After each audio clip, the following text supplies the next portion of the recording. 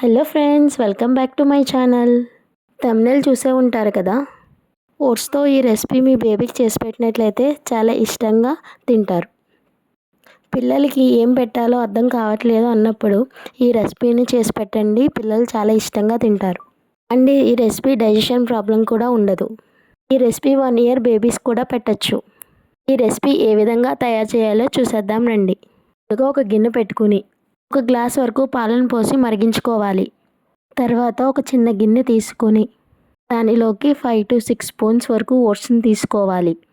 నాకు 2 బేబీస్ కాబట్టి నేను 5 to 6 స్పూన్స్ వరకు తీసుకున్నాను. మీ బేబీ క్వాంటిటీని బట్టి మీరు తీసుకోవచ్చు. తర్వాత 1/2 గ్లాస్ వరకు పాలను వేసి నానబెట్టుకోవాలి 5 minutes.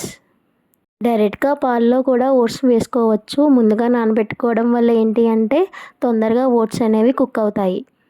డైరెక్ట్ పాలలో వేస్తే ఏంటంటే కుక్ అవ్వడానికి ఎక్కువ టైం పడుతుంది. పాలు మరిగిన తర్వాత నానబెట్టుకున్న ఓట్స్ను మరిగిన పాలలో వేసి ఓట్స్ను 5 నిమిషాల పాటు ఉడికించుకోవాలి. స్వీట్నెస్ కోసం ఇక్కడ నేను యాపిల్ని యాడ్ చేస్తున్నాను. యాపిల్ ఇష్టపడిన వారు దాని ప్లేస్లో పటిక బెల్లం కూడా యూజ్ చేసుకోవచ్చు. ఇక్కడైతే నేను ఒక యాపిల్ తీసుకుని దాన్ని శుభ్రంగా కడిగి తొక్క తీసి తురుముకున్నాను. ఎక్స్ట్రాగా నేను ఇక్కడ ఏ షుగర్స్ యాడ్ చేయటం లేదు, యాపిల్ సరిపోతుంది టేస్ట్కి.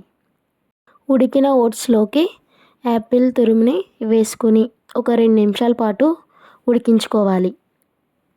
ఓట్స్లో ఫైబర్ ఉండడం వల్ల డైజెషన్కి ఎలాంటి ప్రాబ్లం ఉండదు. రెసిపీ పిల్లలే కాకుండా డైట్ చేసే పెద్దవారు కూడా తీసుకోవచ్చు. యాపిల్ వేసుకొని ఉడికించుకున్న తర్వాత దానిలోకి ఫైనల్గా 1 or 2 స్పూన్స్ వరకు నట్స్ పౌడర్ని వేసుకోవాలి. 1 నిమిషం పాటు కుక్ చేసుకుని స్టవ్ ఆఫ్ చేసుకోవడమే. ఎంతో టేస్టీగా ఉండే ఓట్స్ రెసిపీ తయారైపోయినట్లే. వీడియో నచ్చినట్లయితే please like, share and subscribe to my channel Ram Lakshman easy cooking channel. Bye bye.